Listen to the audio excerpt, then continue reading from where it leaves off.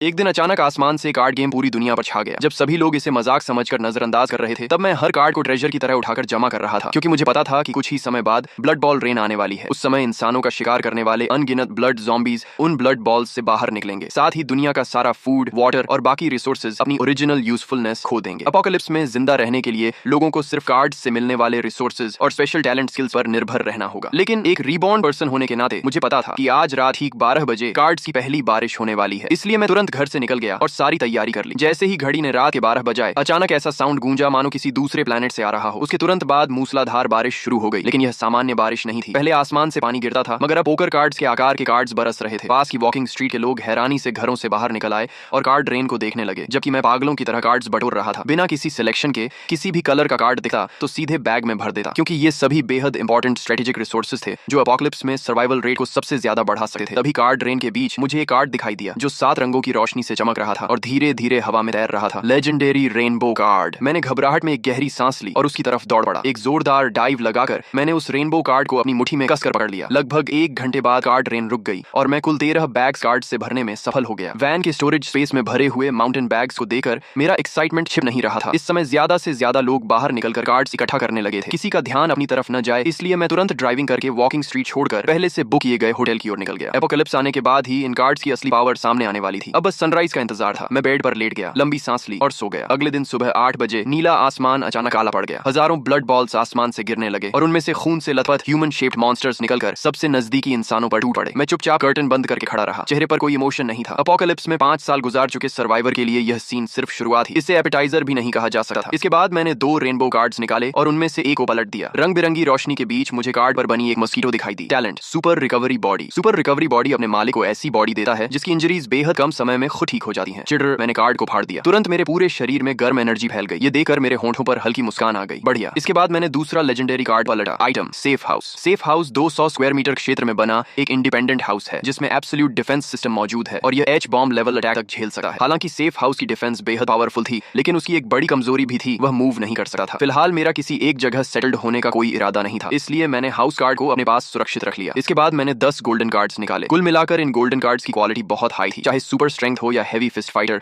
दोनों ही golden cards के T0 level talents थे। तभी अचानक रूम का डोर जोर से टूटकर खुल गया। मैले कुचैले कपड़ों में एक महिला अंदर गिर पड़ी और उसके पीछे 3 ब्लड ज़ॉम्बीज दौड़ते हुए आ गए। वह यंग वुमन चीखते हुए मदद के लिए हाथ बढ़ाने लगी। मैं आगे बढ़ा और सिर्फ 3 पंच में उन ब्लड ज़ॉम्बीज को खत्म कर दिया। महिला इतनी शॉक थी कि काफी देर तक जमीन पर पड़ी तीनों ब्लड ज़ॉम्बीज की बॉडीज को घूरती रही। फिर उसे होश आया और उसने कहा धन्यवाद। मैं उसे देखकर थोड़ा चौंक गया। लिन वार्नर। कितना अजीब संयोग है, अपोकलिप्स के पहले ही दिन उससे मुलाकात हो गई। सच कहूं तो उसने मेरी जान बचाई थी। पिछले जीवन में उसी की मदद से मैं मुश्किल से जिंदा रह पाया था। बाद में हमारा कम्युनिटी एरिया ज़ॉम्बी टाइड द्वारा डिस्ट्रॉय हो गया और फिर मैं उससे कभी नहीं मिला। तभी लिन वार्नर ने हैरानी से पूछा, तुम मुझे जानते हो? बड़ी स्टार हो तुम। मैं तुम्हें कैसे नहीं जानूंगा। मेरी बात सुनकर उसका टेंशन थोड़ा कम हो गया। उसने पूछा, क्या तुम बता सकते हो कि यह सब क्या हो रहा है? ये मॉन्स्टर्स आखिर हैं क्या? मैंने उसे संक्षेप में सब समझाया और फिर टॉपिक बदलते हुए माउंटेन बैग्स की तरफ इशारा किया। यहाँ 10-20 हजार कार्ड्स हैं। अगर मैं अकेले इन्हें सॉर्ट करूंगा तो बहुत समय बर्बाद हो जाएगा। मुझे एक हेल्पर की जरूरत है। क्या तुम मेरी टीम ज्वाइन करना चाहोगी? तुम्हारा काम सिर्फ कार्ड्स को कैटेगरी के हिसाब से सॉर्ट करना होगा और बदले में मैं तुम्हारी सेफ्टी और डेली नीड्स की जिम्मेदारी लूंगा। बाहर का एनवायरनमेंट बेहद डेंजरस था और हर तरफ मॉन्स्टर्स घूम रहे थे, जबकि उसके सामने खड़ा यह आदमी साफ तौर पर बहुत कुछ जानता था। उसके साथ रहना निश्चित रूप से ज्यादा सेफ था, इसलिए उसने तुरंत सिर हिलाकर हामी भर दी। फिर उसने माउंटेन बैग खोलकर सारे कार्ड्स बाहर निकाले और मेरे बताए अनुसार उन्हें अलग अलग कैटेगरीज में सॉर्ट करने लगी। कुछ देर बाद वह मिनरल वाटर की बोतल हिलाते हुए बुदबुदाई। अजीब है, इतना पानी पीने के बाद भी प्यास नहीं बुझ रही। वाटर समेत सारे फूड आइटम्स अब बेकार हो चुके हैं। मैंने बेड पर रखे व्हाइट कार्ड्स की तरफ इशारा किया। अब सब कुछ कार्ड्स से मिलेगा। वाटर कार्ड ढूंढो और उसे फाड़ दो। अगले ही पल उसने एक वाटर कार्ड निकाला और उसे फाड़ दिया। तुरंत उसके हाथ में एक छोटी वाटर बोतल प्रकट हो गई। कितना अमेजिंग है, वह हैरानी से बोली और एक ही सांस में पूरा पानी पीकर फिर कार्ड्स सॉर्ट करने लगी। दोपहर के करीब 12 बजे तक बाहर की सड़क शांत थी। तभी अचानक इंसानों की एक टीम वहां दिखाई दी। उनके पीछे 10 से ज्यादा यंग मेन और वुमेन चल रहे थे और सभी के पास वेपन्स थे। आसपास के ब्लड ज़ॉम्बीज ने जैसे ही इंसानों को देखा, वे गरजते हुए उनकी तरफ दौड़ पड़े। लेकिन उस टीम की कॉम्बैट पावर बेहद जबरदस्त थी। दर्जनों ब्लड ज़ॉम्बीज उनके करीब पहुंचने से पहले ही टुकड़ों में काट दिए गए। उधर ब्लड ज़ॉम्बीज गिरे ही थे कि इधर विंडो के पास खड़ी लिन वार्नर तमाशा देखते हुए उत्साहित होकर चिल्ला उठी, वाह ये लोग कितने पावरफुल हैं, हम यहाँ हैं, हेल्प। मैं तुरंत भौहें सिकोड़कर उसकी तरफ देखने लगा, लेकिन अब कुछ करने में देर हो चुकी थी, क्योंकि पूरी टीम की नजर एक साथ हमारी तरफ हो चुकी थी। कुछ ही देर बाद वह टीम होटल लॉबी में पहुंच गई। जो वेन बेहद एक्साइटेड होकर बोला, लिन वार्नर मैं आपका फैन हूँ। मैंने कभी नहीं सोचा था कि न्यू सिटी में बिजनेस ट्रिप के दौरान आपसे मुलाकात हो जाएगी। तभी लिन वार्नर ने शिष्टता से पूछा, नमस्ते, आप लोग कहाँ जाने वाले हैं? जो वेन ने तुरंत जवाब दिया, बिल्कुल ब्लड ज़ॉम्बीज का शिकार करने और कार्ड्स हासिल करने। उन ब्लड ज़ॉम्बीज के शरीर में कार्ड्स होते हैं। अगर लक अच्छा रहा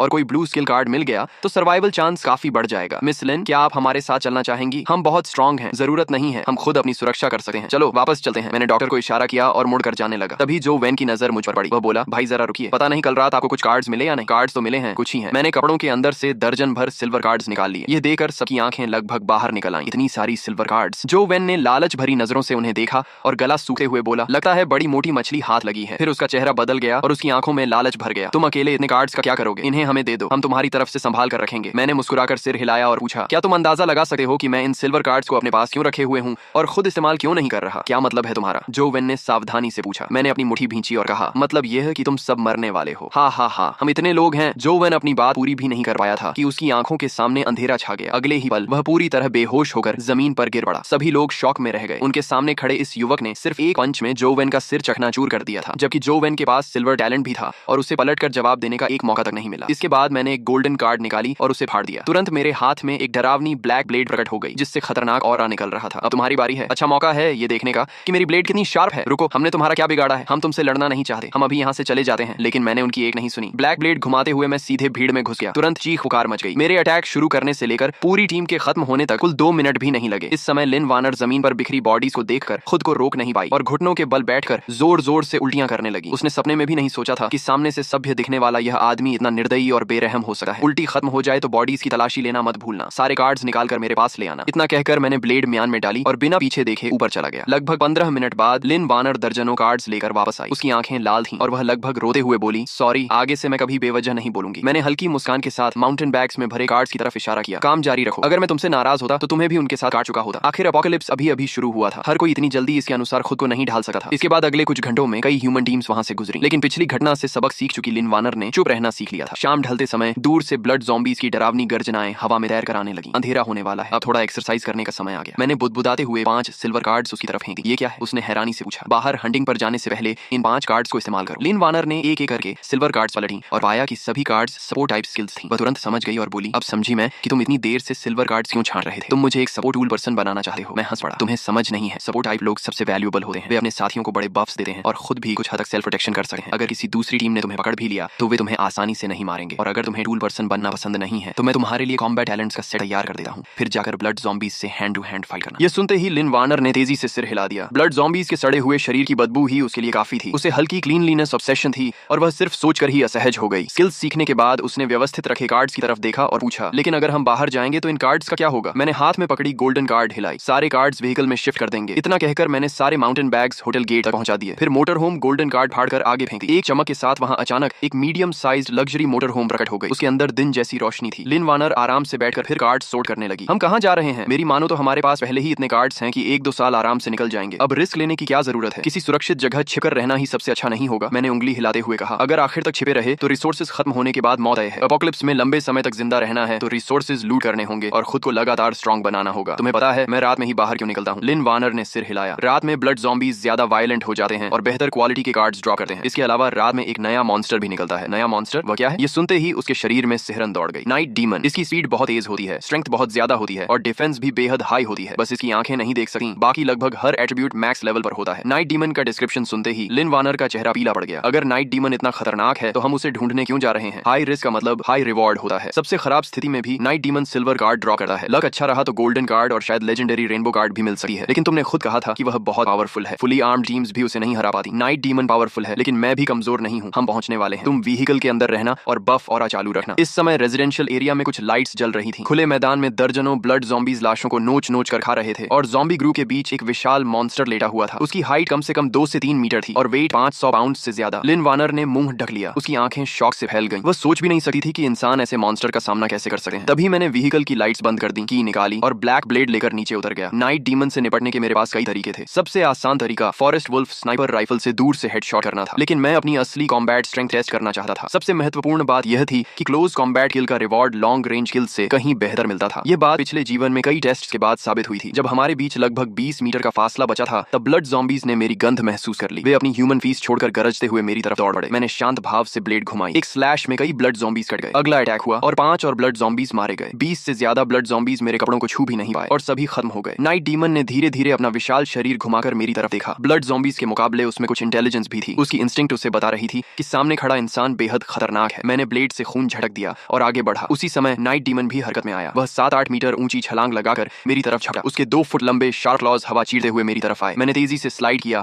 और उसके शरीर के नीचे घुस गया, फिर ब्लैक ब्लेड को पूरी ताकत से ऊपर की तरफ घूम दिया। बिना किसी सस्पेंस के ब्लेड उसके शरीर को आर पार चीरती हुई निकल गई। नाइट डीमन जमीन पर गिर पड़ा, लेकिन वह अभी मरा नहीं था। वह दर्द से तड़पते हुए जमीन पर बुरी तरह छटपटाने लगा। मैं तुरंत आगे बढ़ा और नाइट डीमन को फाइनल ब्लो देकर पूरी तरह खत्म कर दिया। जल्द ही इस छोटी बैटल का लूट सामने आ गया। White cards 9, green cards 4, blue cards 2 और सिल्वर कार्ड्स 3। सच कहूं तो लूट काफी पुअर था। मैं बिल्कुल सेटिस्फाइड नहीं था, लेकिन अभी सिर्फ शाम के 7 बजे थे और पूरी रात अभी बाकी थी। इसके बाद मैं व्हीकल चलाकर आगे बढ़ता रहा। तभी अचानक मैंने जोर से ब्रेक लगा दी। लिन वार्नर समझ गई कि जरूर कुछ हुआ है। वह जल्दी से आगे आई। विंडो से बाहर देखते ही उसने ऐसा सीन देखा जिसे वह जिंदगी भर नहीं भूल पाएगी। लगभग 200 मीटर दूर एक 5-6 मीटर ऊंचा विशाल ब्लड रेड हार्ट लगातार धड़क रहा था। उसके चारों तरफ 100 से ज्यादा ब्लड ज़ॉम्बीज बिना किसी डायरेक्शन के इधर उधर घूम रहे थे। लिन वार्नर ने घबराकर अपना मुंह ढक लिया। उसकी आंखों में फियर और शॉक साफ दिखाई दे रहे थे। ये क्या है? Blood nest. मेरी बात सुनकर लिन वार्नर कुछ पल के लिए जड़ हो गई और उसके चेहरे पर चिंता छा गई। क्या तुम उस चीज से लड़ने का इरादा रखते हो? इतनी जल्दी किस बात की? मैं ड्राइवर सीट पर बैठ गया और दूर से उस विशाल ब्लड नेस्ट को ध्यान से देखने लगा। असल में मेरी ओरिजिनल प्लान ये थी कि मैं सीधे ईस्ट डायरेक्शन में ड्राइव करके पड़ोसी सी सिटी जाऊं और वहां अपने एक पुराने फ्रेंड को ढूंढूं। लेकिन प्लान्स हमेशा रियलिटी के अनुसार नहीं चलते। इस क्रॉस रोड पर अचानक यह इवॉल्विंग जायंट ब्लड नेस्ट दिखाई दे गया। ऐसी अपॉर्चुनिटी छोड़कर जाना मेरे लिए नामुमकिन था, क्योंकि इवॉल्व्ड ब्लड नेस्ट से मिलने वाले रिवॉर्ड्स और ड्रॉप रेट सामान्य ब्लड नेस्ट या नाइट डीमन से 10 गुना से भी ज्यादा वैल्यूएबल होते हैं। लेकिन फिलहाल एक ही प्रॉब्लम थी। मुझे नहीं पता था कि ब्लड नेस्ट को एवोल्यूशन पूरी करने में कितना टाइम लगेगा। समय धीरे धीरे गुजरता गया। देखते ही देखते कई घंटे बीत गए। तभी अचानक वे ब्लड ज़ॉम्बीज जो अब तक सुस्त और बेपरवाह घूम रहे थे, जैसे किसी चीज को महसूस कर बैठे, वे सभी एक साथ क्रॉस रोड के दाईं तरफ मुड़े और जोर जोर से गरजते हुए वहां की ओर दौड़ पड़े। अगले ही पल लगातार गनफायर की आवाजें गूंज उठी। गोलियों की बौछार में ब्लड ज़ॉम्बी ग्रुप ऐसे फटने लगा मानो पुराने कपड़े के टुकड़े हवा में उड़ रहे हों। मैंने मिलिट्री बिनोकुलर्स निकाली और ध्यान से देखने लगा। लेंस के अंदर एक ह्यूमन टीम दिखाई दी। वे सभी ब्लू कॉम्बैट यूनिफॉर्म पहने हुए थे और उनके हाथों में गन्स थी। तभी लिन वार्नर ने धीरे से पूछा, क्या ब्लड नेस्ट अब उनसे छिन जाएगा? मैंने बिनोकुलर्स नीचे रखी और सिर हिलाया। इतना आसान नहीं है। इंसानों की मौजूदा स्ट्रेंथ के हिसाब से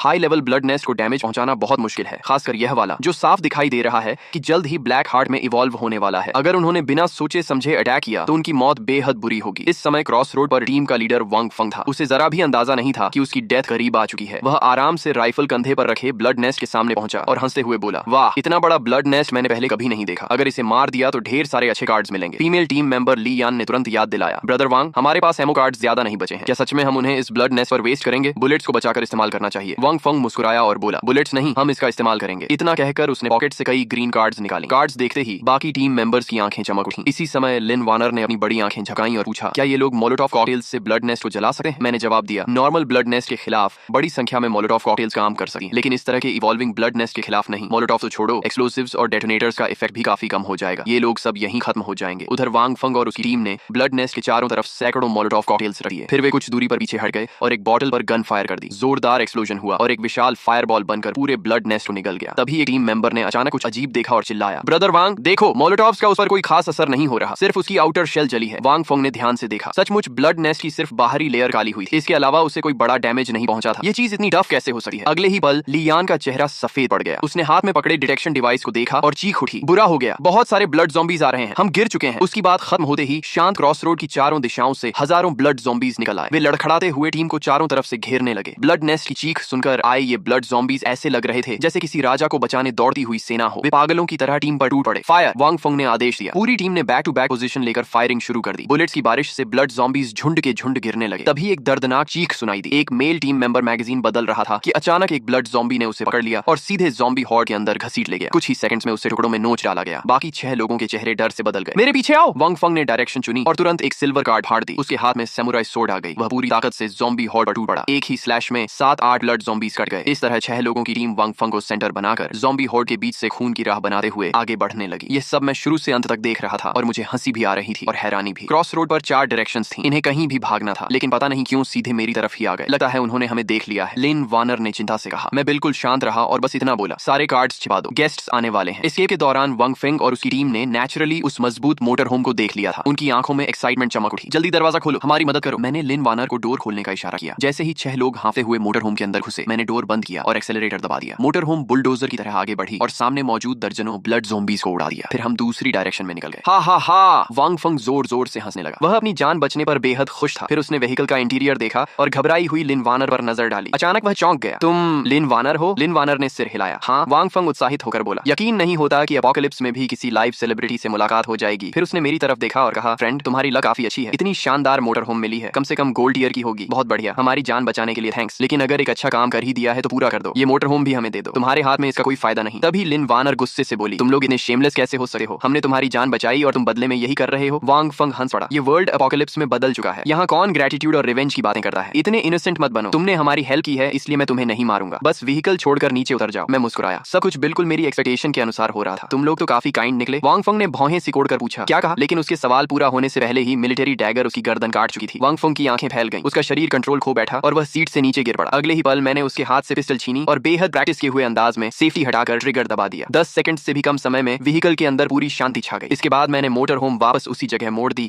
जहां ब्लड नेस्ट मौजूद था। सामने का सीन देखकर कोई भी कांप उठा। पूरे इलाके में हजारों ब्लड ज़ॉम्बीज का समुद्र उमड़ रहा था। मैंने गहरी सांस ली। लगता है फिर से रिसोर्सेज खर्च करने पड़ेंगे। आखिर इतने सारे ब्लड ज़ॉम्बीज को सिर्फ पर्सनल स्ट्रेंथ के भरोसे साफ करना नामुमकिन था। जब तक कई दर्जन लोगों की टीम न हो उन्हें खत्म करना आसान नहीं था। सबसे पहले मैंने ड्रोन का इस्तेमाल किया और ऊपर से ज़ॉम्बीज पर पेट्रोल छिड़कना शुरू कर दिया। उसके बाद दूसरे ड्रोन की मदद से मोलोटॉव कॉकटेल्स को हवा के रास्ते ज़ॉम्बी होर्ड के बीच पहुंचाया। अगले ही पल जैसे ही मोलोटॉव कॉकटेल्स फटे, नीचे का पूरा इलाका आग के समुद्र में बदल गया। हजारों ब्लड ज़ॉम्बीज एक ही बार में जलकर खत्म हो गए। इसके बाद मैंने मोटर होम के अंदर मौजूद सभी डेड बॉडीज बाहर निकाली और एक एक करके ब्लड नेस्ट के पास फेंक दी। लगभग 5 मिनट बाद जमीन फटने लगी और कई टेंटिकल्स बाहर निकल आए। वे 6 बॉडीज और एक हेड से चिपक गए। वे ब्लड नेस्ट की रूट्स थी। ब्लड नेस्ट इंसानी फ्लैश और ब्लड को अब्सॉर्ब करके एवोल्यूशन या ग्रोथ करता था। जब उसने सभी बॉडीज अब्सॉर्ब कर ली तो विशाल ब्लड नेस्ट अचानक जोर से कांप उठा। उसके अंदर से एक ऐसी अजीब ऑरा निकलने लगी जिसे शब्दों में बयान करना मुश्किल था। एवोल्यूशन शुरू हो गई है। मेरा दिल एक्साइटमेंट से उछल रहा था लेकिन चेहरे पर हमेशा की तरह शांति बनी हुई थी। तभी लिन वानर ने उत्सुकता से पूछा, एवोल्यूशन के बाद तो यह और भी पावरफुल हो जाएगा है ना? मैंने सिर हिलाया। एवोल्यूशन के बाद ब्लड नेस्ट इतना स्ट्रांग हो जाता है कि उसे मॉन्स्टर कहना भी कम होगा। फिलहाल पूरी दुनिया में कोई भी अकेला इंसान ब्लैक हार्ट को सोलो फाइट में नहीं हरा सकता, लेकिन एवोल्यूशन प्रोसेस के दौरान ब्लड नेस्ट अपनी सारी एनर्जी कोर में खींच लेता है ताकि ट्रांसफॉर्मेशन पूरा हो सके। दूसरे शब्दों में कहूं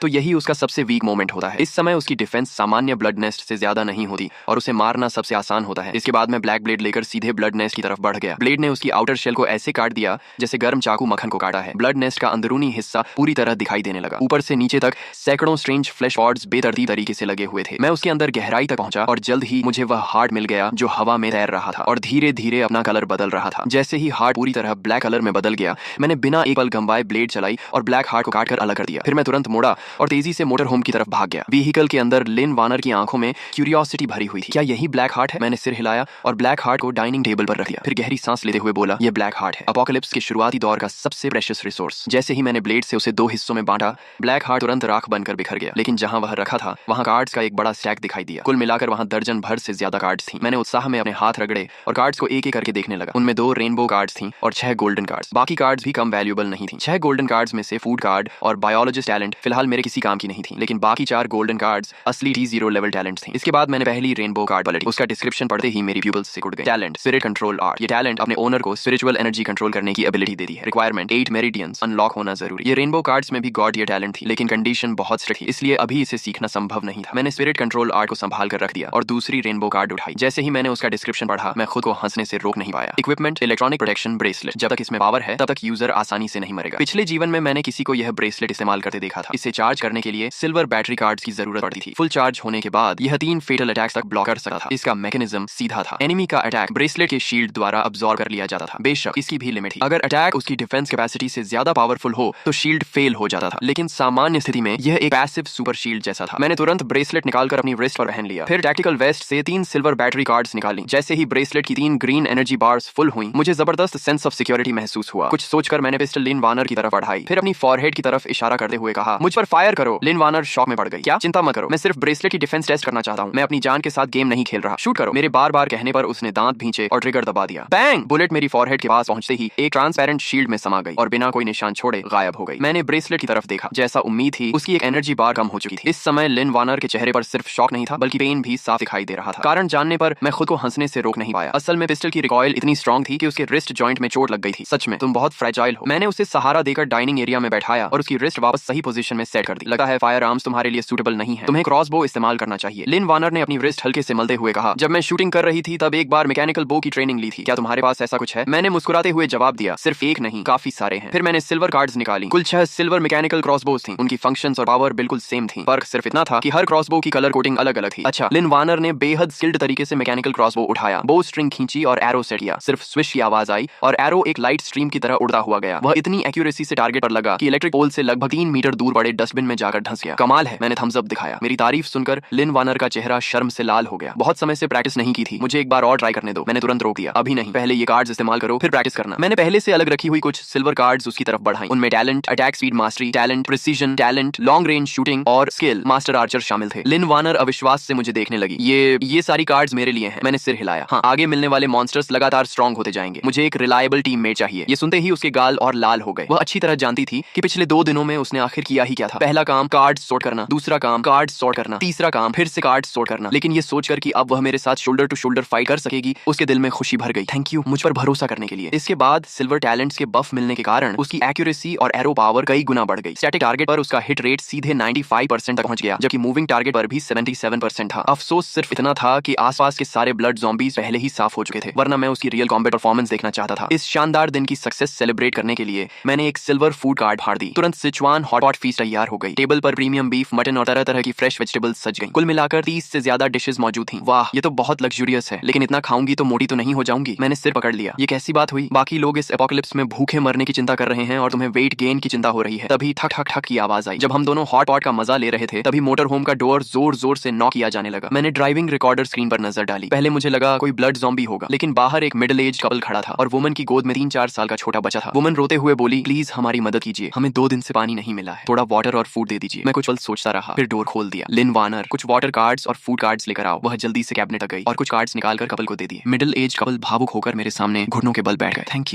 यू। मैंने सिर्फ सिर हिलाया। रात में बाहर सेफ नहीं है, वापस घर जाओ। इतना कहकर मैं डोर बंद करने ही वाला था कि मिडिल एज मैन अचानक बोला, रुकिए 1 मिनट। मैंने बिना किसी नरमी के जवाब दिया, अगर तुम लोग व्हीकल में चढ़ने की परमिशन मांगने वाले हो तो मैं अभी साफ बता देता हूँ कि यह इम्पॉसिबल है। आदमी थोड़ा झेप गया। नहीं, ऐसी बात नहीं है, आपने हमें वाटर और फूड दिया, हम पहले ही बहुत थैंकफुल हैं। हम ऐसा सोच भी नहीं सके, लेकिन मेरा बेटा सिर्फ 3 साल का है, बाहर बहुत डेंजर है। क्या आप? मैंने उसकी बात पूरी होने से पहले ही मना कर दिया। बिल्कुल नहीं, इस बारे में सोचना भी मत। अभी मेरा मूड अच्छा है, इसलिए चुपचाप चले जाओ। इतना कहकर मैंने सीधे डोर बंद कर दिया। लिन वार्नर ने कुछ नहीं कहा, वह बस लगातार मुझे देखती रही। मैंने मुस्कुराकर पूछा, क्या हुआ? मेरे चेहरे पर कुछ उग आया है क्या? उसने सिर हिलाया। नहीं, मुझे बस उम्मीद नहीं थी कि तुम उन्हें कार्ड्स दोगे। मैंने शांत स्वर में कहा, वह 3 लोगों का परिवार शायद एपोकलिप्स के सेकंड फेज तक भी जिंदा नहीं रह पाएगा, इसलिए मैंने उन्हें सीरियस सर्वाइवर की तरह देखा ही नहीं। मेरे लिए वे सड़क पर घूमने वाली स्ट्रे कैट्स और डॉग्स जैसे हैं। वैसे भी मेरे पास एक्स्ट्रा रिसोर्सेज थी, थोड़ा दे देने में कोई प्रॉब्लम नहीं। इसके बाद हम आराम से खाकर बैठे रहे। मैंने मिलिट्री बिनोकुलर्स उठाई और स्काई में मौजूद मॉन्स्टर्स को देखने लगा। मेरा अंदाजा था कि ज्यादा समय नहीं लगेगा और दूसरी कार्ड रेंज शुरू हो जाएगी, इसलिए मैंने तय किया कि आज रात कोई एक्शन नहीं करूंगा और पूरा रेस्ट लेकर एनर्जी रिकवर करूंगा। अगले दिन सुबह 7:30 बजे बिल्कुल मेरी प्रेडिक्शन के अनुसार दूसरी कार्ड रेंज शुरू हो गई। हालांकि इसका स्केल पहली रेंज से काफी छोटा था, लेकिन सर्वाइवर्स के लिए यह फिर भी होप लेकर आई थी। आसपास के रेजिडेंट्स खुशी से चिल्लाते हुए कार्ड्स इकट्ठा करने बाहर निकल आए। थोड़ी देर बाद कार्ड रेन खत्म हो गई। ये पूरी रेन 1 घंटे से भी कम चली। इस बार मेरा लक ज्यादा अच्छा नहीं रहा। मुझे सिर्फ कुछ रिसोर्स टाइप गोल्डन कार्ड्स मिली, जबकि बाकी सभी ब्लू और ग्रीन कार्ड्स थी। इसलिए मैंने सोचा कि रेजिडेंशियल एरिया में जाकर देखता हूँ, शायद कोई हाई क्वालिटी कार्ड एक्सचेंज करने को मिल जाए। लेकिन रेजिडेंट्स के लिए इस समय सबसे इंपॉर्टेंट चीज फूड और वाटर थी। इसके बाद मैंने फूड और वाटर से भरा एक बैग तैयार किया और उसे अपनी पीठ पर टांग लिया। फिर मैंने लिन वार्नर की तरफ देखकर कहा, व्हीकल के अंदर ही रहना, कोई भी डोर नॉक करे मत खोलना, मैं ज्यादा दूर नहीं जाऊंगा, अगर कोई प्रॉब्लम हो तो मुझे कॉल कर देना। लिन वार्नर ने गंभीरता से सिर हिलाया, तुम भी अपना ध्यान रखना। मैं तुरंत व्हीकल से नीचे उतरा और एक गोल्डन कार्ड फाड़ दी। कार्ड को आगे फेंकते ही खाली ग्राउंड पर एक रेड गोस्ट फायर मोटरसाइकिल प्रकट हो गई। मोटर होम के बाद यह मेरी दूसरी गोल्डन व्हीकल कार्ड थी। इस मोटरसाइकिल का डिस्क्रिप्शन काफी फनी था। गोस्ट फायर मुसीबत में हो तो 8 दिशाओं से लोग सिर्फ लाइक करते हैं। सारी तैयारी पूरी होने के बाद मैं गोस्ट फायर मोटरसाइकिल पर बैठा और तेजी से आगे निकल गया। कुछ देर बाद मैं रेजिडेंशियल गार्डन पहुंचा। गार्डन पूरी तरह खाली था, वहां एक भी इंसान दिखाई नहीं दे रहा था, लेकिन मुझे अच्छी तरह पता था कि कॉलोनी के सारे रेजिडेंट्स अपने अपने फ्लैट्स में छिपे हुए थे और इस समय दर्जनों आंखें खिड़कियों के पीछे से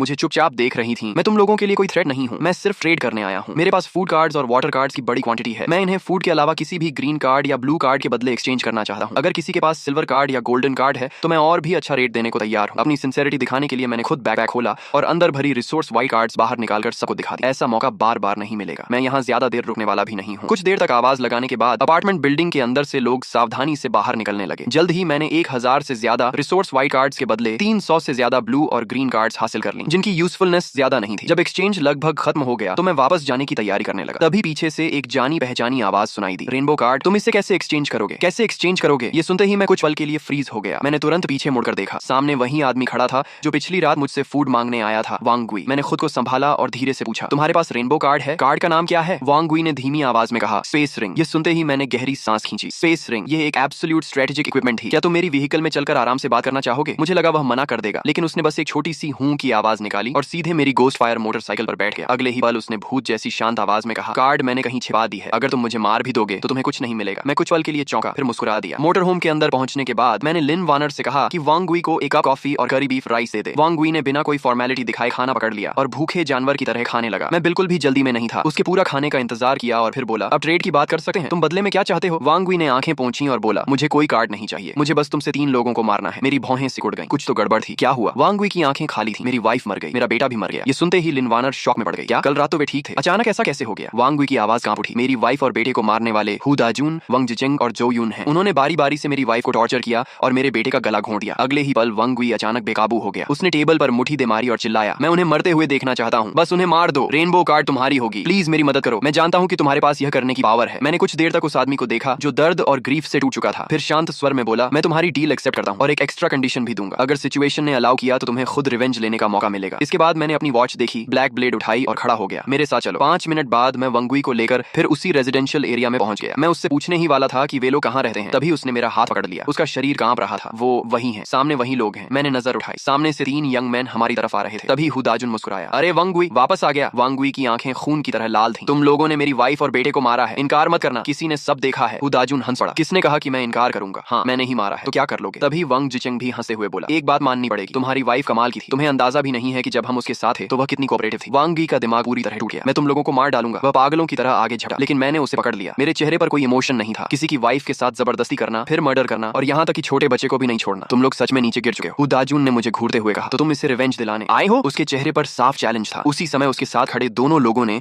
जानबूझकर अपनी वेस्ट पर लगी पिस्टल्स दिखा दी। 3 आदमी, 3 गन्स। उन्हें पूरा कॉन्फिडेंस था। मैं हल्का सा मुस्कुराया, बस तुम तीनों ही हो? अगले ही पल हुदाजुन ने पिस्टल निकाली, मर जा। लेकिन ट्रिगर दबाने से पहले ही मैं फायर कर चुका था। बैंग, बुलेट ने उसकी आर्म तोड़ दी। मेरी बांह। हुदाजुन दर्द से चीखता हुआ जमीन पर गिर पड़ा। वांग जिचेंग और जो यून ने तुरंत मुझ पर फायर करना शुरू कर दिया, लेकिन उनकी बुलेट्स मेरे शरीर को छूते ही गायब हो गए। इलेक्ट्रॉनिक प्रोटेक्शन ब्रेसलेट ने हर अटैक अब्सॉर्ब कर लिया। मुझे एक भी स्क्रैच नहीं आई। मैंने उन्हें सोचने का मौका नहीं दिया। बैंग बैंग, 2 और शॉट्स गूंजे। दोनों की गन होल्डिंग आर्म्स टूट गई। क्यों? मैंने उसे हिट किया था, उसे कुछ हुआ क्यों नहीं? दर्द से दोनों चीखने लगे। इसके बाद मैंने वांग वी के कंधे पर हाथ रखा और उसे एक ग्रीन ब्लेड गार्ड थमा दी। अब तुम्हें खुद अपनी वाइफ और बेटे का रिवेंज लेने का मौका मिलता है। तुम्हारी रिक्वेस्ट मैंने पूरी कर दी, अब मेरी पेमेंट कहाँ है? वांग वी ने कांपती आवाज में जवाब दिया, बिल्डिंग के ग्राउंड फ्लोर पर जो ड्रेन पाइप है उसके पीछे। इतना कहकर उसने ब्लेड पकड़ी और धीरे धीरे उन तीनों की तरफ बढ़ने लगा जो जमीन पर पीछे हटे हुए दया की भीख मांग रहे थे। ब्रदर वांग, प्लीज हमें माफ कर दो, हमसे गलती हो गई, हमें छोड़ दो, हम तुम्हारे लिए कुछ भी करेंगे, हमारे पास बहुत सारे कार्ड्स हैं, सब तुम्हें दे देंगे, प्लीज हमें मत मारो। मैंने एक नजर सीन पर डाली और फिर मुड़ गया। जो करना था मैं कर चुका था। अब लाइफ और डेथ का फैसला वांग वी के हाथ में था। फिलहाल मेरी दिलचस्पी सिर्फ उस स्पेस रिंग में थी। जैसा उसने बताया था, बिल्डिंग के ग्राउंड फ्लोर के कॉरिडोर के आखिर में मौजूद ड्रेन पाइप के पीछे मिट्टी और इंडस्ट्रियल वेस्ट से ढका हुआ एक छोटा सा छिपा हुआ स्पॉट था। मैंने कार्ड को फाड़ा और रिंग अपनी उंगली में पहन ली। अगले ही पल मेरे दिमाग में एक चौकोर स्पेस दिखाई दिया। आकार में वह सिर्फ 10 क्यूबिक मीटर का था, लेकिन वास्तव में उसमें बहुत सारा सामान रखा जा सकता था। जिस क्षण मुझे स्पेस रिंग के अस्तित्व का पता चला था, उसी समय मैंने तय कर लिया था कि इसका इस्तेमाल किस लिए करूंगा। डेड बॉडी स्टोर करने के लिए। इसके बाद मैं बिल्डिंग से बाहर निकला और एक नजर चारों तरफ डाली। इस समय वांग गुई का पूरा शरीर खून से सना हुआ था। वह ब्लड पूल के बीच बैठा कभी रो रहा था, कभी हंस रहा था। ऐसे समय में किसी भी तरह की सांत्वना मीनिंगलेस लगी। मैंने कुछ नहीं कहा और बस उसके पास से गुजर गया। कुछ घंटों बाद फिर बारिश शुरू हो गई। नहीं, यह सामान्य बारिश नहीं थी, ब्लड रेन। लिन वार्नर की घबराई हुई आवाज ने मुझे जगा दिया। मैं ड्राइवर सीट पर आंखें बंद करके रेस्ट कर रहा था। मैंने विंडो से बाहर देखा। आसमान से अलग अलग साइज के ब्लड स्फीयर्स लगातार गिर रहे थे। उनकी संख्या पहली ब्लड रेन से कम नहीं बल्कि उससे भी ज्यादा थी। चलो अब तुम्हारी आर्चरी स्किल टेस्ट करने का समय आ गया है। इतना कहकर मैं लिन वार्नर को लेकर मोटर होम की रूफ पर चढ़ गया। क्या हुआ? इतनी डरी हुई क्यों लग रही हो? नहीं, मैं डरी नहीं हूँ। फिर कांप क्यों रही हो? लिन वार्नर मुस्कुराई। मैं डर नहीं रही, एक्साइटेड हूँ। पहले सिर्फ तुम्हें मॉन्स्टर्स मारते हुए देखी थी, अब आखिरकार मैं भी तुम्हारे साथ फाइट कर सकती हूँ। देखना आज मैं अच्छा परफॉर्म करूंगी। बात करते करते उसने क्रॉस बो उठाई, बो स्ट्रिंग खींची और एरो छोड़ा। स्विश, एरो बिजली की तरह उड़कर गया और सीधे एक ब्लड ज़ॉम्बी के सिर को भेद गया। उसकी मूवमेंट स्मूथ और परफेक्ट थी। बहुत बढ़िया, ऐसे ही जारी रखो। मैंने थम्स अप दिखाया। इसके बाद समय तेजी से बीत गया। शाम होते होते हम फिर उसी क्रॉस रोड पर मोटर होम के अंदर लौट आए। नीचे आ जाओ और थोड़ा रेस्ट कर लो, आसपास शायद अब कोई ब्लड ज़ॉम्बी नहीं बचा है। मैंने रूफ पर मौजूद लिन वार्नर को आवाज दी। सिर्फ 2 घंटों के अंदर ही मुझे एहसास हो गया था कि उसमें कॉम्बैट टैलेंट और लर्निंग एबिलिटी बेहद स्ट्रॉन्ग थी। शुरुआत में वह हर ज़ॉम्बी को देकर घबरा जाती थी, लेकिन बाद में लगातार हेडशॉट्स लगाने लगी। उसकी इंप्रूवमेंट स्पीड सचमुच चौंकाने वाली थी। मैंने कुल 61 ब्लड ज़ॉम्बीज मारे हैं। लिन वार्नर खुशी से उछलते हुए व्हीकल के अंदर आई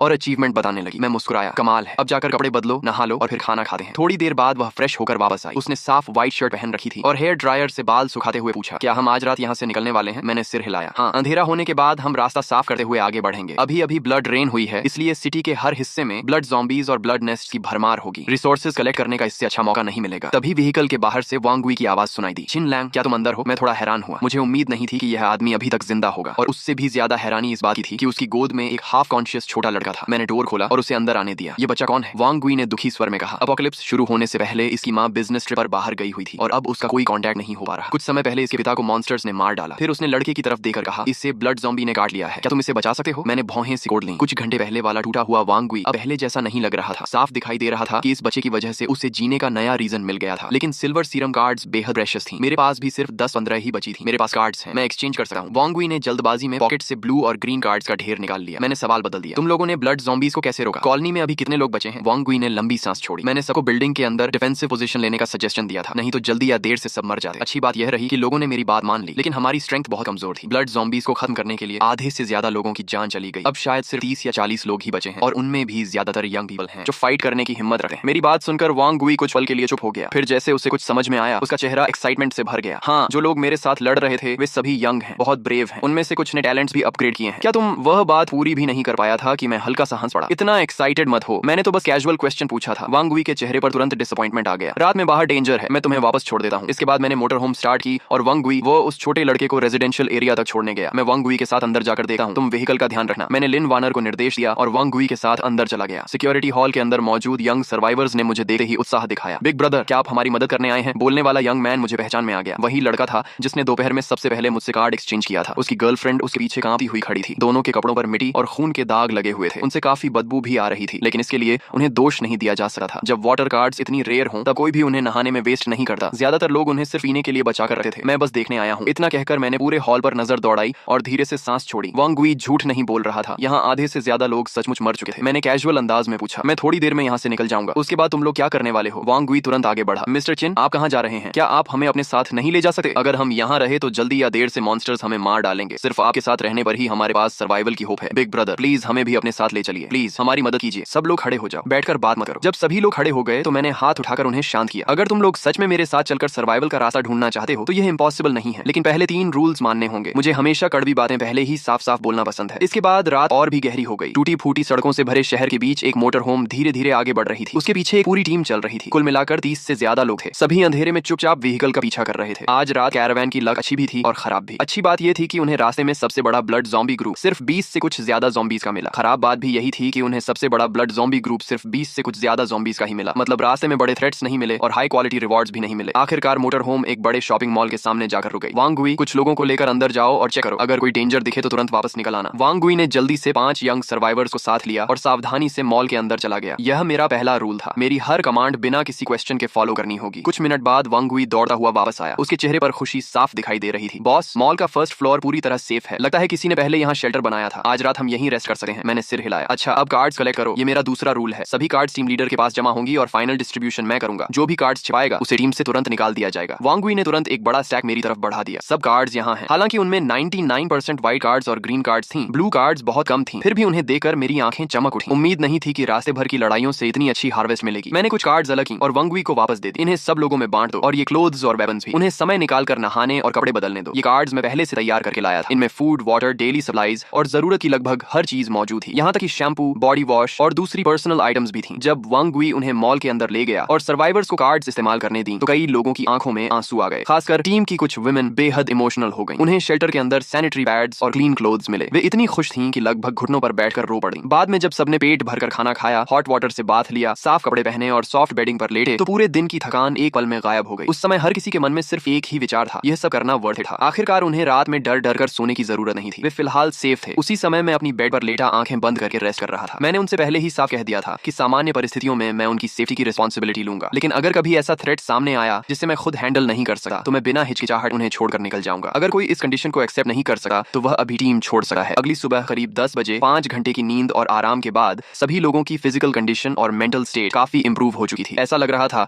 जैसे पूरी टीम एक रात में बदल गई हो। तभी वांग गुई दौड़ता हुआ मेरे पास आया। बॉस, सब लोग रेडी हैं, हम कब निकलेंगे? मैं मोटर होम से नीचे उतरा, लंबी स्ट्रेच ली और पॉकेट से 7 सिल्वर मैकेनिकल बो कार्ड्स निकाली। फिर मैंने उन्हें वांग गुई की तरफ बढ़ा दिया। ये 7 कार्ड्स टीम की विमेन को दे दो, उन्हें ट्रेनिंग शुरू करने को कहो। वांग गुई ने कार्ड्स को देकर गहरी सांस ली। उसकी आंखों में एक्साइटमेंट साफ दिखाई दे रही थी। बॉस, इतनी सारी सिल्वर कार्ड्स, आपने तो सच में बहुत बड़ा इन्वेस्टमेंट कर दिया। मैं हल्का सा मुस्कुराया। इन्वेस्टमेंट के बिना रिटर्न कहां से मिलेगा? इसके बाद मैंने सिल्वर और ब्लू कार्ड्स का एक और स्टैक निकाला और वांग गुई को थमा दिया। इनमें right shields, military grade electric battens, swords और कॉम्बैट वेपन्स थी। इन्हें टीम के उन पुरुषों को देना जिनकी फिजिकल स्ट्रेंथ और फिटनेस अच्छी है। उन्हें साफ बता देना कि अगर जिंदा रहना है तो पूरी जान लगानी पड़ेगी। जो कोई भी मेरा इक्विपमेंट लेकर आलस करेगा या फाइट से बचने की कोशिश करेगा उसके साथ मैं बिल्कुल नरमी नहीं बरतूंगा। वांग गुई तुरंत सिर हिलाने लगा। बॉस, आप चिंता मत कीजिए, अगर कोई भी काम चोरी करेगा तो सबसे पहले मैं ही उसे नहीं छोड़ूंगा। सारी व्यवस्था करने के बाद मैंने अचानक टॉपिक बदल दिया। शाओबाओ की तबीयत कैसी है? वांग गुई के चेहरे पर तुरंत एक नरम मुस्कान आ गई। शुक्र है बॉस, आपकी स्पेशल मेडिसिन की वजह से शाओबाओ काफी बेहतर है। वह पूरी रात सोया और सुबह उठते ही भूख लगने की शिकायत करने लगा। बच्चे रिकवरी जल्दी करते हैं। मैंने पॉकेट से 10 ग्रीन कार्ड्स निकाली और उसकी तरफ बढ़ा दी। ये ग्रीन कार्ड्स रख लो और ये मिल्क पाउडर और ब्रेड के पैकेट भी, ये मैं पर्सनल तौर पर तुम्हें दे रहा हूँ। सच कहूँ तो मैं खुद भी इन्हें इस्तेमाल करने से बचा रहा था। वांग गुई की आंखें लाल हो गईं। वह भावुक होकर बोला, बॉस बॉस, आपका ये एहसान मैं जिंदगी भर नहीं भूलूंगा। मैंने हाथ हिलाया। ठीक है, अब जाकर अपना काम करो। उसे जाते हुए देखकर मैंने धीरे से सांस छोड़ी। इतनी बड़ी टीम को संभालना आसान नहीं था, चाहे रिसोर्सेज कितनी भी हों। लगातार इस तरह खर्च करने पर वे भी खत्म हो जाती हैं। अब मेरे पास सिर्फ 100 से कुछ ज्यादा सिल्वर कार्ड्स बची थी। आगे मुझे काफी सावधानी से उन्हें इस्तेमाल करना होगा। पूरा दिन मेरे पास कोई खास काम नहीं था, इसलिए मैंने ब्लैंकेट ओढ़ी और आराम से सो गया। शाम होते ही जब अंधेरा उतरने लगा, मैंने वांग गुई और बाकी लोगों को निकलने की तैयारी करने के लिए बुला लिया। पिछली रात के अनुभव के बाद कॉलोनी के ये सर्वाइवर्स अब डार्कनेस से पहले जितना नहीं डरते थे। रास्ते में अगर ब्लड ज़ॉम्बीज मिलते तो कई बार लिन वार्नर को अटैक करने की जरूरत ही नहीं पड़ती। टीम के लोग खुद ही आपसी कोऑर्डिनेशन से आगे बढ़कर ज़ॉम्बीज को घेर कर खत्म कर देते। कैरावैन लगातार 3 घंटे से ज्यादा नॉर्थ डायरेक्शन में बढ़ती रही। जब हम हाईवे एरिया के करीब पहुंचने वाले थे, तभी लिन वार्नर ने अचानक स्काई की तरफ देखते हुए भौहें सिकोड़ लीं। क्या ये मेरी इल्यूजन है? मुझे ऐसा लग रहा है कि आसमान में कुछ उड़ रहा है। उसने आंखें मलते हुए व्हीकल के अंदर सिर घुसाया और अनिश्चित स्वर में पूछा, क्या ब्लड ज़ॉम्बीज उड़ भी सकते हैं? मैंने तुरंत ब्रेक पर जोर से पैर मारा। मोटर होम अचानक रुक गई और लिन वार्नर लगभग गिर ही पड़ी। तुमने क्या देखा? उसने थोड़ा सोचकर कहा। मैं श्योर नहीं हूँ, लेकिन अगर वह बैट थी तो इतनी बड़ी नहीं हो सकती थी। उसने उस क्रीचर का आकार और शेप बताया। ये सुनते ही मेरी स्कैल्प सुन्न पड़ गई। Different demon. ये अपोकलिप्स का कौन सा दिन है? अभी से डिफरेंट डीमंस दिखाई देने लगे। सच कहूं तो डिफरेंट डीमंस खुद इतने डेंजरस नहीं थे। असली प्रॉब्लम कुछ और थी। जहां डिफरेंट डीमंस दिखाई देते थे, वहां आसपास ब्लैक ब्लड स्टार जरूर मौजूद होती थी। डिफरेंट डीमंस दरअसल ब्लैक ब्लड स्टार के स्काउट्स और गार्ड्स होते थे। सिचुएशन खराब है, सब लोग तुरंत पीछे मुड़ो। मैंने बिना देर किए वॉकी टॉकी उठाया और वांग गुई को आदेश दिया। वांग गुई ने 1 सेकंड भी वेस्ट नहीं किया। उसने तुरंत टीम को सिग्नल दिया कि सभी व्हीकल्स के पीछे रहें और फॉर्मेशन बनाए रखें। तभी दूर से एक बेहद तेज और भयानक चीख सुनाई दी। वह ब्लैक ब्लड स्टार की वार्निंग क्राई थी। हमें स्पॉट कर लिया गया है। मैं तुरंत राइफल कार्ड इस्तेमाल करके व्हीकल की रूफ पर चढ़ गया। नाइट विजन टैलेंट की वजह से डार्कनेस का मुंह पर कोई असर नहीं था। जैसे ही मैंने ऊपर देखा, मुझे आसमान में तेजी से उड़ती हुई 7-8 डिफरेंट डीमंस दिखाई दी। इन क्रीचर्स की सबसे बड़ी एडवांटेज उनकी फ्लाइंग स्पीड थी। बाकी अटैक पावर और डिफेंस आमतौर पर एवरेज ही होती थी। मरना चाहते हो? मैंने तुरंत मार्क्समैन स्किल एक्टिवेट की और राइफल से लगातार सिंगल शॉट्स फायर करने लगा।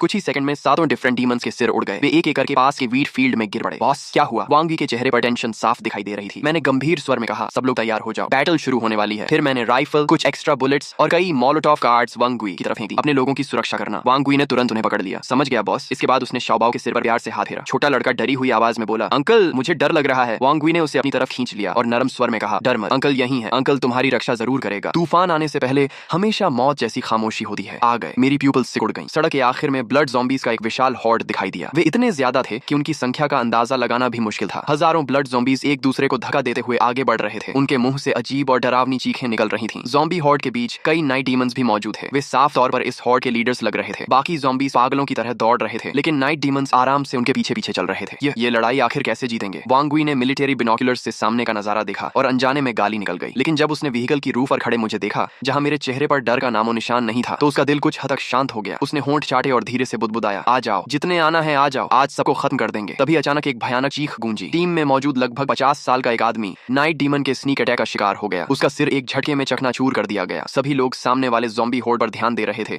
और स्काई को पूरी तरह इग्नोर कर चुके थे। लेकिन ऊपर आसमान में दर्जन भर नाइट डीमंस मंडरा रहे थे, सही मौके का इंतजार करते हुए। फायर! वांग गुई जोर से चिल्लाया और राइफल उठाकर शूट करना शुरू कर दिया। टीम की विमेन, जिन्हें मैकेनिकल बोज मिली थी, उन्होंने भी स्काई में मौजूद उन काले साए जैसे नाइट डीमंस पर एम कर लिया। नाइट डीमंस की स्पीड बिजली जैसी थी। वांग गुई ने पूरी मैगजीन खाली कर दी, लेकिन मुश्किल से एक नाइट डीमन गिरा पाया। सिचुएशन तेजी से कंट्रोल से बाहर जा रही थी। ये देखकर मैंने तुरंत लिन वार्नर को ऑर्डर दिया, वांग गुई की साइड सपोर्ट करो, फ्रंट लाइन में संभालता हूँ। अगले ही पल मैंने ऊंचाई से राइफल फायर करना शुरू कर दिया। बुलेट्स बारिश की तरह ज़ॉम्बी हॉर्ड पर बरसने लगी। फ्रंट लाइन के ब्लड ज़ॉम्बीज एक के बाद एक गिरते गए, लेकिन उनकी संख्या इतनी ज्यादा थी कि सिर्फ राइफल के दम पर उन्हें रोकना इम्पॉसिबल था। अच्छी बात यह थी कि मैं पहले से तैयार था। मैंने स्पेस रिंग में हाथ डाला और ग्रेनेड्स तथा एक्सप्लोसिव्स निकालकर सीधे ज़ॉम्बी हॉर्ड के बीच फेंक दिए। Boom boom boom! धमाकों की आवाज से पूरा इलाका कांप उठा। आग और शॉकवेव्स ने ज़ॉम्बी हॉर्ड के बीच कई बड़े खाली क्षेत्र बना दिए। यह दृश्य देखकर वांग गुई की आंखें चमक उठी। उसके मन में सिर्फ एक ही विचार था, बॉस सच में मॉन्स्टर है। उसी समय लिन वार्नर, जो अब एक असली शार्प शूटर बन चुकी थी, अपनी पोजीशन पर पहुंच गई। राइफल फायर, मैकेनिकल बो सपोर्ट और मेरे लगातार फायर बॉम्ब अटैक्स के कॉम्बिनेशन ने ज़ॉम्बी हॉर्ड को 50 मीटर से आगे बढ़ने नहीं दिया। तभी अचानक 2 नाइट डीमंस फायर पावर की परवाह किए बिना सीधे चार्ज कर गए। वे लेफ्ट और राइट दोनों तरफ से व्हीकल रूफ पर झपटे। उनकी स्पीड किसी रेसिंग कार से कम नहीं थी। लिन वार्नर डर के मारे चीख उठी, लेकिन मैंने बिना घबराए ब्लैक ब्लेड निकाल ली। स्लैश! एक चमकती हुई ब्लेड लाइट हवा में लहराई। लगभग आधा टन वजनी नाइट डीमन बीच से 2 हिस्सों में कट गया। मैं रुका भी नहीं, एक कदम आगे बढ़ा और हॉरिजॉन्टल स्लैश मारी। दूसरा नाइट डीमन प्रतिक्रिया भी नहीं कर पाया था कि उसके सिर का आधा हिस्सा उड़कर कई मीटर दूर जा गिरा। सिर्फ एक पल में 2 एलीट मॉन्स्टर्स खत्म। मैंने बिना किसी इमोशन के ब्लेड वापस रखी और राइफल उठा ली। फिर से लगातार फायर शुरू हो गया। दोनों पक्ष पूरे 8 मिनट तक भिड़े रहे, लेकिन फिर एक अजीब बात हुई। जो ज़ॉम्बी हॉर्ड अभी तक पागलों की तरह चार्ज कर रही थी,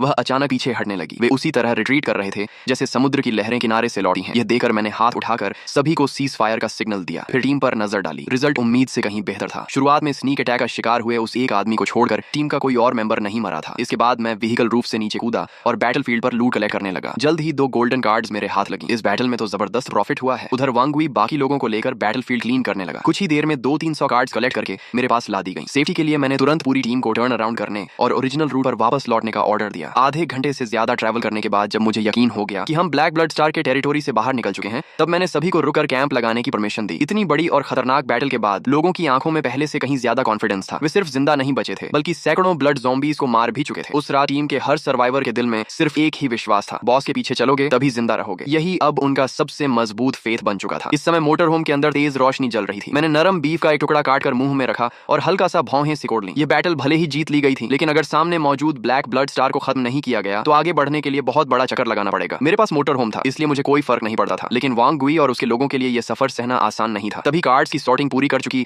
लिन वार्नर जल्दी से रिपोर्ट देने लगी। इस बार कुल 317 कार्ड्स मिली हैं। मैं सोच से बाहर आया और सिर हिलाया। प्रॉफिट तो हुआ है, लेकिन अभी भी उतना नहीं जितना मुझे उम्मीद थी। इसके बाद मैंने स्पेस रिंग से नाइट डीमंस द्वारा ड्रॉ की गई 2 गोल्डन कार्ड्स निकाली। एक वेपन ब्लड पैटर्न गन थी और दूसरी टैलेंट कीन स्मेल। लिन वार्नर उत्सुकता से देखने लगी, लेकिन मैंने बस होंठ मोड़ दिए। ये टैलेंट सुनने में अच्छी लगती है, लेकिन इसका साइड इफेक्ट बहुत खतरनाक है। एपोकलिप्स में अगर तुम्हारी स्मेल बहुत ज्यादा तेज हो जाए तो हर समय ब्लड ज़ॉम्बीज की सड़ी हुई बदबू ही महसूस होगी। ऐसी हालत में लाइफ क्वालिटी सीधे जमीन पर आ जाएगी। लिन वार्नर को तुरंत समझ आ गया। फिर हंसते हुए बोली, वैसे डाइट कंट्रोल और फिगर मेंटेन करने के लिए ये टैलेंट बुरी नहीं है। समय तेजी से बीता और अगली सुबह आ गई। एक dark green military truck camp के बाहर आकर रुका। एक मजबूत शरीर वाला क्रू कट हेयर कट वाला आदमी ली जंगखी 5 ताकतवर आदमियों के साथ ट्रक से कूदा और मुस्कुराते हुए जोर से बोला, घबराइए मत, हम यूनिटी कम्युनिटी की सर्च टीम से हैं। हम आपके लीडर से बात करना चाहते हैं। यह देखकर मेरे होंठों पर हल्की सी रहस्यमयी मुस्कान उभर आई। मैं जानबूझकर एक भोले और अनुभवहीन युवक जैसा व्यवहार करते हुए आगे बढ़ा, जैसे मुझे किसी बात की समझ ही ना हो। ली जंगखी ने यह सब नोटिस किया, लेकिन फिर भी उसने बेहद ईमानदार अंदाज में कहा, भाई मेरे कैंप में मजबूत डिफेंस लाइन और भरपूर रिसोर्सेज हैं। अपने लोगों को लेकर हमारे साथ चलो। एपोकलिप्स में ग्रुप बनाकर रहोगे तभी जिंदा रह पाओगे, मानना पड़ेगा। उसकी बातों में काफी आकर्षण था। मेरी इंस्टिंक्ट कह रही थी कि वह कोई बुरा इंसान नहीं है, इसलिए मैंने फैसला किया कि एक बार जाकर देखना चाहिए। वैसे भी रास्ते में ही था, देखने में कोई नुकसान नहीं था। इसके बाद मैं अपने 30 से ज्यादा लोगों को लेकर कैंप में पहुंचा। साफ सुथरे कपड़े, आत्मविश्वास से भरे चेहरे और अनुशासित चाल ढाल देखकर वे एपोकलिप्स की किसी रेगुलर आर्मी जैसे लग रहे थे। उनकी मौजूदगी ने आसपास मौजूद बिखरे बालों और मैले कपड़ों वाले रेफ्यूजीज को पूरी तरह फीका कर दिया।